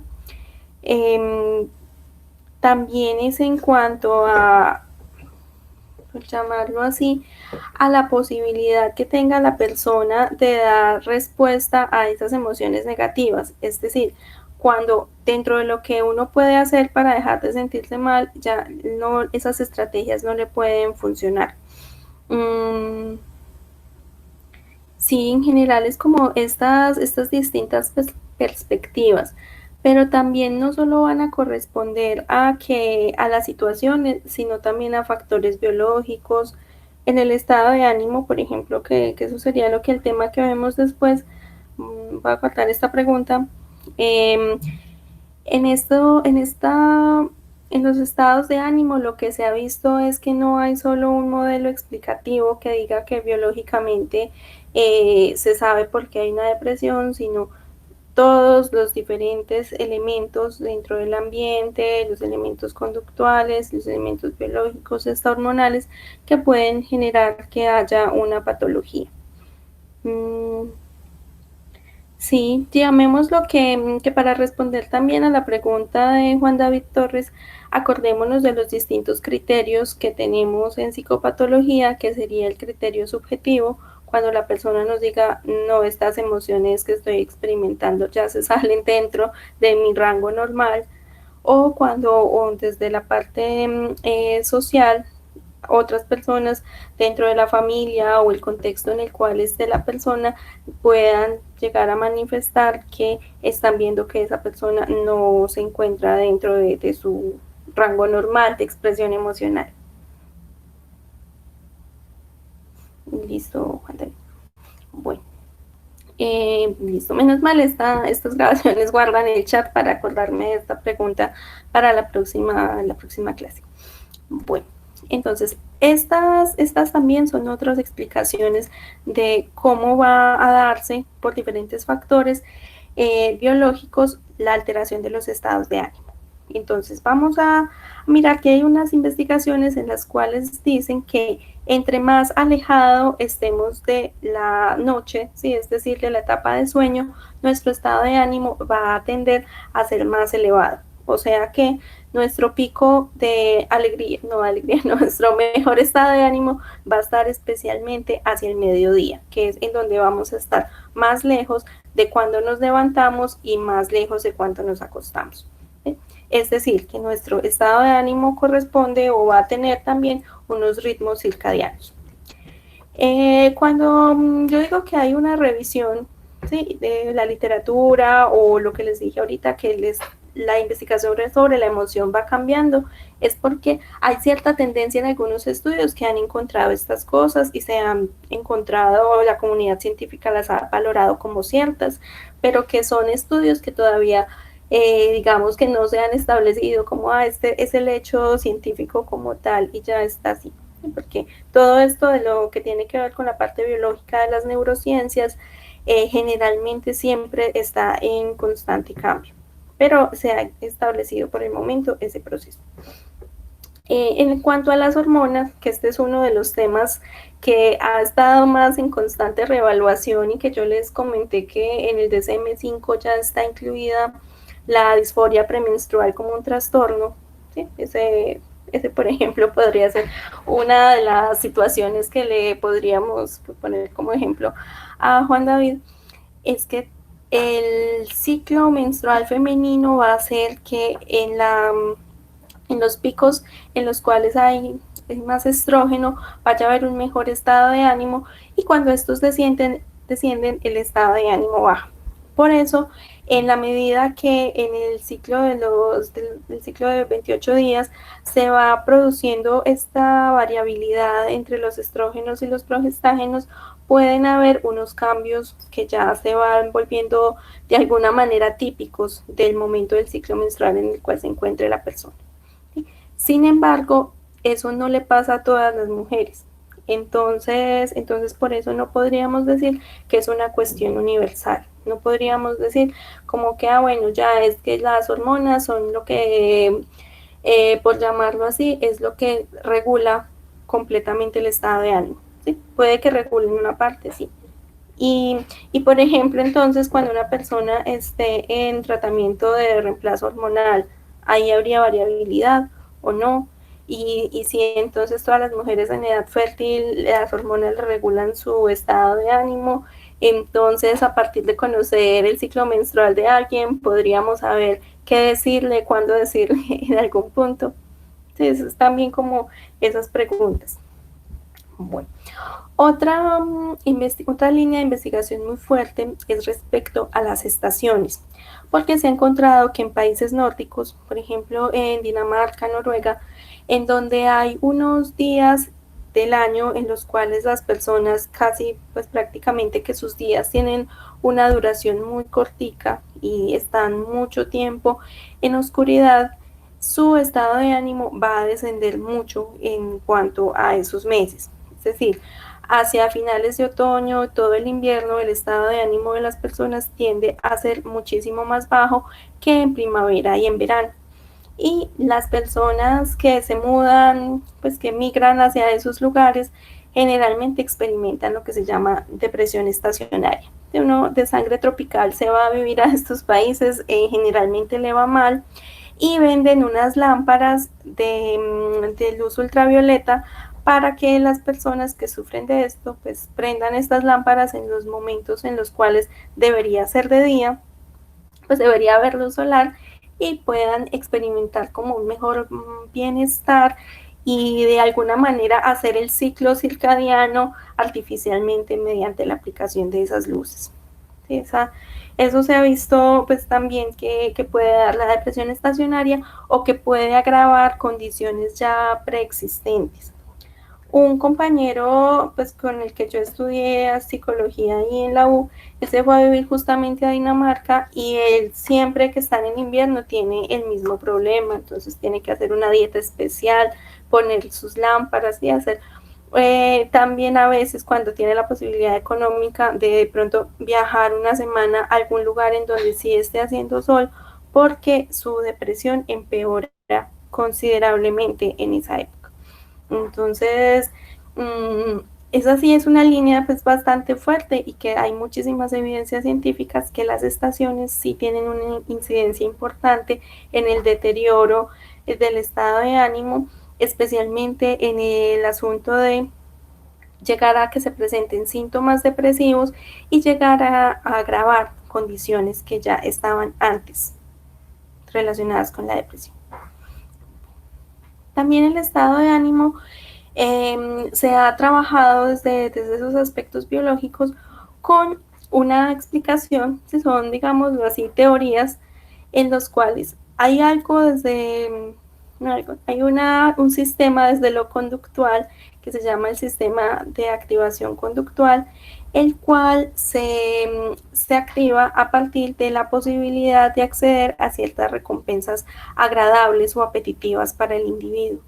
Por ejemplo, cuando está la proximidad de comer o de hacer algo que en general como especie nos resulte apetitivo, este sistema se activa, si la activación o aproximación conductual se activa, y esto va a hacer que el estado de ánimo también experimente una mejoría o una activación más prolongada. Esta aproximación o este sistema biológicamente dentro de nuestra evolución tiene una razón y es permitirnos que podamos acceder a estos elementos que nos van a satisfacer necesidades. Por ejemplo, frente a adquirir, sí, para poder no consumir comida, beber agua o tener sexo. ¿Sí? Esos son como elementos que siempre van a estar relacionados con la activación de este sistema. Por el contrario, cuando tenemos la posibilidad de encontrarnos con situaciones que no son apetitivas, sino que nos van a hacer daño, hay un sistema que se llama de inhibición conductual, que es un sistema, pues así como el sistema nervioso simpático y el parasimpático. El sistema de inhibición conductual lo que hace es justo lo contrario al anterior, y es evitar que emitamos conductas que nos puedan poner en peligro. ¿Sí? Si ustedes, incluso pues leyéndolo, de pronto se dan cuenta que dependiendo también de nuestras circunstancias y características, vamos a tener ciertas tendencias a tener como más, que nuestro sistema de activación conductual pueda tener una mayor activación dependiendo de nuestros rasgos personales. Listo. Así, ya encontré la parte. Bueno, y vamos a mirar también que nuestro sistema inhibitorio, sobre todo, va a tener una función social importante, y es que nosotros hemos desarrollado cierta normatividad para estar en sociedad, que es lo que pues, lo llamamos como los modales, la posibilidad de contenernos para no hacer daño, para no acceder a cosas, ¿sí? o buscar hacer cosas sin estar regulado socialmente. Entonces, Cuando una persona, por ejemplo, tiene lesiones prefrontales, este sistema pareciera como si ya no estuviera funcionando adecuadamente, ¿sí? Lo cual nos lleva a la última parte, y es la parte de cómo nuestro cerebro está muy relacionado, sí, como ya hemos hablado mucho, pero cómo está relacionado con nuestros estados de ánimo. Porque es a partir de mirar que hay unos ciertos núcleos en los cuales vamos a tener una afectación. Si tenemos alguna lesión, van a hacer que el estado de ánimo cambie. Y que se ha visto que incluso hay personas que son tratadas durante mucho tiempo porque tienen depresión, ansiedad, hasta que les hacen un examen neurológico y lo que les ha estado perturbando todo el tiempo, más que un asunto de su historia personal o un asunto hormonal o un duelo mal llevado, lo que han tenido es alguna lesión o algún tumor, ¿sí? Algo que les está haciendo este efecto en su estado de ánimo. Por eso muchas veces recomiendan como que si hay alguien que tenga una depresión persistente, debe ser evaluado también por un neurólogo, porque puede que le estés haciendo psicoterapia a un tumor, ¿sí? Es importante como esa relación que puede tener nuestro cerebro con la regulación del estado de ánimo.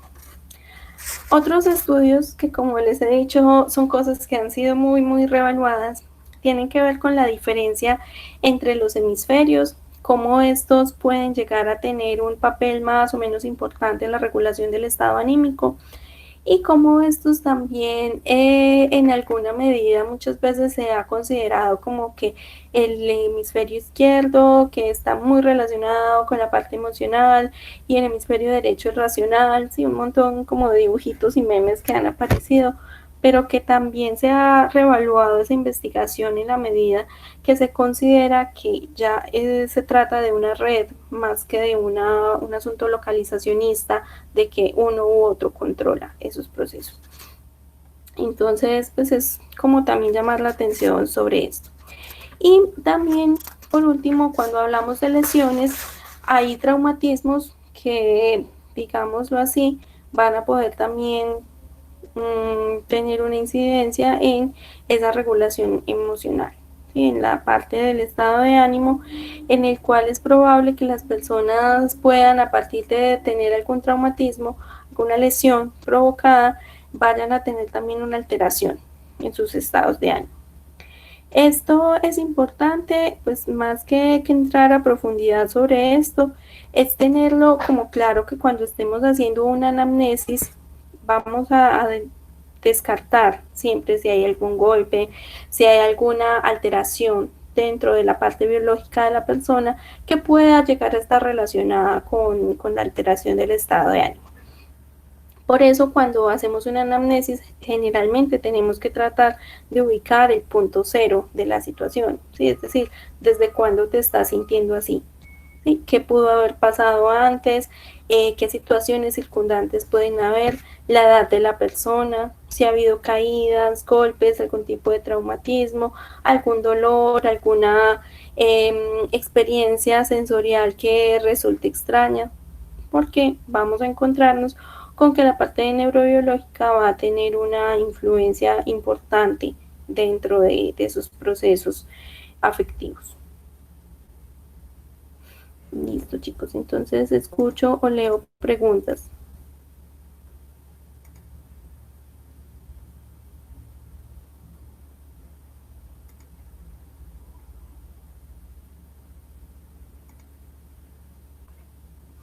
Preguntas.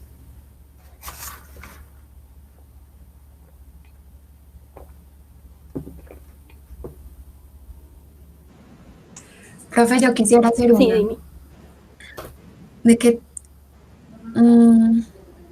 pues el estado de ánimo es, entonces, emociones persistentes. ¿Qué cosa? Pues los estados de ánimo son persistentes. Pero no, más que persistentes, es lo que les decía ahorita, nuestro estado de ánimo es como un río, ¿sí? Y el río, por llamarlo así, se va modulando a partir de las experiencias emocionales densas que podamos tener, ¿sí? No es que persistamos estando alegres, sino que podemos estar tranquilos a partir de que estuvimos alegres en otro momento del día, por llamarlo así. Pero, profe, tú lo hablas como si la persona viniera equipada con ese río Sí, y la persona bien equipada, o sea, ahí ya hablamos de la teoría biológica de los neurotransmisores pues, el desbalance en los neurotransmisores. uh-huh. Bueno, mi pregunta era pues que si uno no venía equipado Pero con a ver, ese, ok, no, el estado de ánimo hace parte es parte de nosotros. Sí, nosotros estamos experimentando el estado de ánimo, así como estamos experimentando la conciencia y la mente. profe, pero entonces las personas que hoy son diagnosticadas con depresión, pues que es un trastorno del estado de ánimo o con ansiedad, o sea, vinieron con ese equipamiento toda la vida. No, no, no, no, no. Pudieron experimentar circunstancias que hicieron que su estado de ánimo sufra ese trastorno. Circunstancias externas, ¿sí? Un trauma o alguna situación parecida, o también dentro de su biología hay algo alterado. Ok, profe. Sí, es como que como cualquier enfermedad, por ejemplo, nosotros tenemos nuestros órganos, venimos con ellos al mundo y en algún momento alguno sufrió alguna alteración o se vio expuesto a algún traumatismo y a partir de ahí podemos desarrollar una enfermedad. Sí, Ok, de ahí, profe, que sea muy válido en tratar con medicamentos. Pues, sí, es dependiendo de la gravedad. Por ejemplo, si se trata, cuando hacemos la anamnesis y las pruebas y vemos la persona tiene un trastorno depresivo leve, ese trastorno probablemente surta o tenga un mejor o ¿cómo se llama? Una recuperación más probable con psicoterapia. Pero si ya se trata de una depresión moderada, grave, va a necesitar medicamento y psicoterapia. Sí, es a partir también de esa gravedad.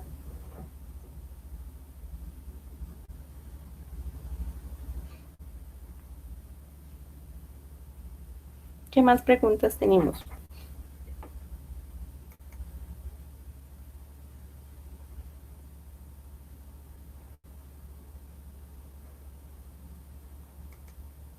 Preguntas.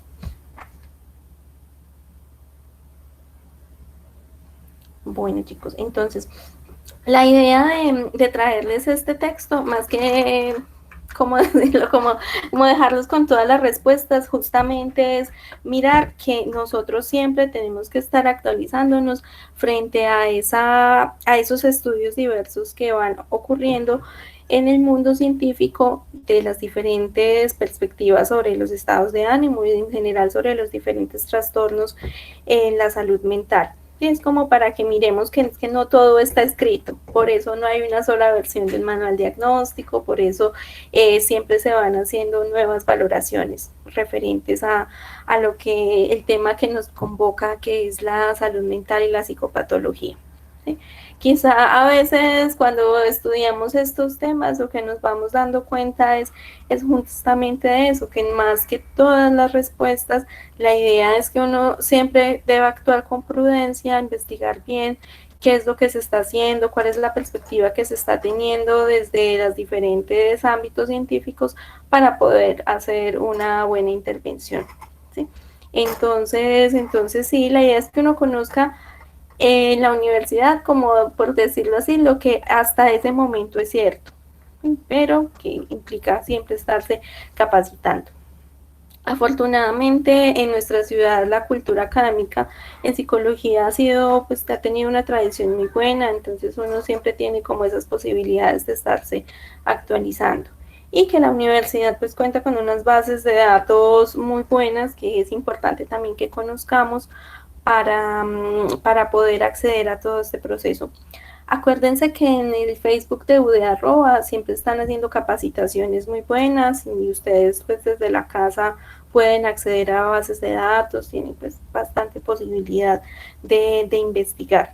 Y cuando volvamos a tener acceso a la biblioteca, que es también una de las mejores bibliotecas de psicología que hay en el departamento, también pues está esa posibilidad de revisar. Bueno. Para la próxima clase, entonces ya vamos a empezar a mirar específicamente ya los trastornos. Ya por fin vamos a ver los trastornos. La próxima clase es el 13 de abril y hasta el momento vamos a seguir haciéndola por aquí. Entonces vamos a leer dos textos. Uno, el que se llama Trastornos del humor o afectivos, en el libro, en el CIE 10, que es el manual diagnóstico. Este libro está en la carpeta de los textos ahí en el drive del grupo. Y hay un libro que se llama Varios, yo les digo para no decirles mentiras.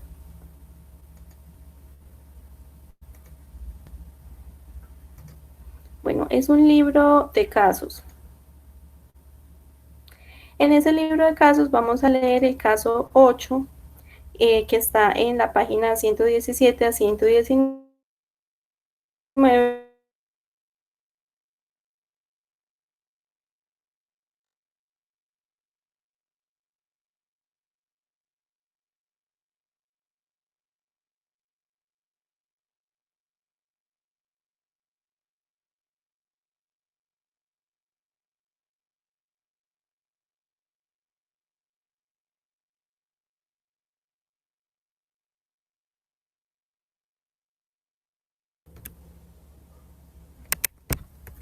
Hola, qué pena. Cuando abro una pestaña nueva se me colapsa todo.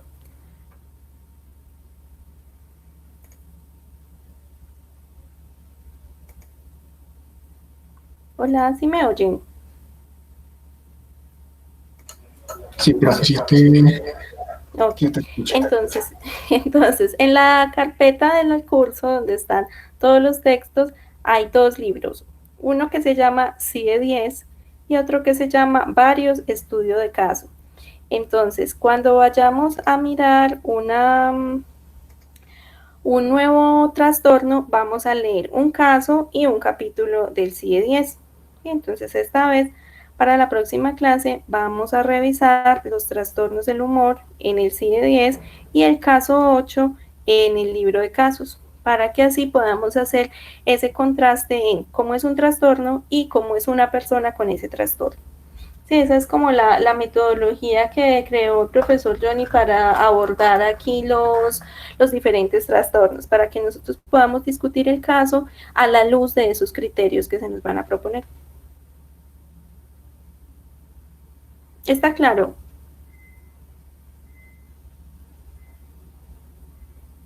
Hola. Sí, profe. Sí, Listo. está claro. Listo. Entonces, yo tengo una duda. Ustedes sí revisan el muro del Classroom para ver qué es lo que, pues los materiales complementarios y los que proponemos para la siguiente clase. Sí, profe. Sí. Ah, bueno. ¿Y a ustedes les llega notificación o tienen que entrar directamente?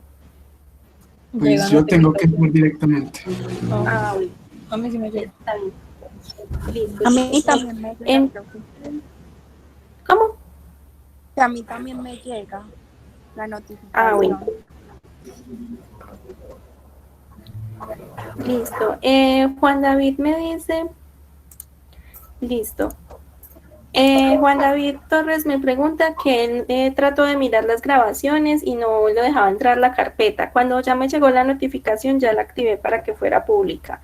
Entonces, Juan David, por favor, si me escuchas, trata de entrar de nuevo. Si no, me escribes, pero yo ya configuré todo para que cualquiera con el link pueda acceder. Listo. Bueno, entonces, ahorita les mando un correo con la información que les mencioné ahorita del paper nuevo sobre los efectos de la cuarentena y el COVID-19 y una encuesta para que por favor colaboremos con la ciencia y la diligenciemos. Esto es una encuesta muy particular porque se pide como que se llene como una vez al mes. Listo, chicos. Preguntas. observaciones. Si ustedes tienen más ideas de cómo hacer estas clases, yo las recibo todas.